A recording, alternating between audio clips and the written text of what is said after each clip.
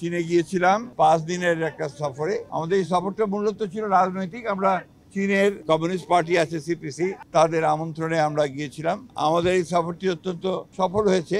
আমাদের দেখা হয়েছে, মিটিং হয়েছে, অত্যন্ত চমৎকার একটা মিটিং হয়েছে।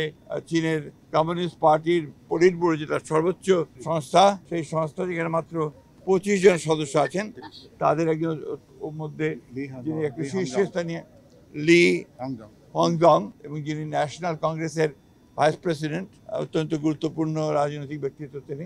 তার সঙ্গে আমাদের প্রথম সভা হয়েছে যেদিন আমরা পৌঁছেছি সেদিনই। এবং তারপরে চীনের যে বৈদেশিক বিভাগ আছে কমিটির দলের, অর্থাৎ সিপিসি যে আন্তর্জাতিক বিভাগ রয়েছে, তার 2 জন মন্ত্রীর সঙ্গে অত্যন্ত গুরুত্বপূর্ণ ফলপ্রসূ আলোচনা হয়েছে। এবং তারপরে আমরা গিয়েছি সিয়াম প্রদেশে, সেখানেও আপনার পার্টির সেক্রেটারি এবং গভর্নর তার সঙ্গে আমাদের সভা হয়েছে, অত্যন্ত গুরুত্বপূর্ণ।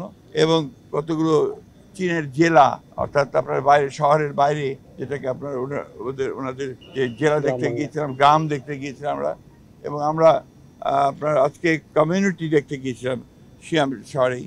আমরা অভিভূত হয়েছি যে এই কয়েক বছরের মধ্যেই চীন একেবারে একটা অত্যন্ত উঁচু পর্যায়ে পৌঁছে গেছে তার সমস্ত অর্থনৈতিক, সামাজিক এবং রাজনৈতিক শক্তি নিয়ে। শি জিনপিংয়ের নেতৃত্বে আপনারা চীন আজকে অনেক চমৎকার একটা উচ্চতায় পৌঁছেছে, যে উচ্চতা আমি মনে করি যে বাংলাদেশে শুধু নয়, সমগ্র বিশ্বের যে একটা ভারসাম্য রক্ষার ক্ষেত্রে গুরুত্বপূর্ণ ভূমিকা পালন করবে। আর সবচেয়ে বড় কথা যেটা, যে আপনারা সবাই ইতিমধ্যে জানেন, আমাদের দলের ভারপ্রাপ্ত চেয়ারম্যান জনাব তারেক রহমান সাহেবকে তারা দাওয়াত করেছেন এবং খুশি হয়েছেন যে তিনি এখন নেতৃত্ব দিচ্ছেন।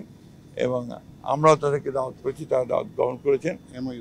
এবং একটা পার্টির মধ্যে, পার্টি টু পার্টির একটা 2 বছরের রাজনৈতিক ডায়ালগের জন্য, পলিটিক্যাল ডায়ালগের জন্য একটা এমইউ করার আলোচনা হয়েছে।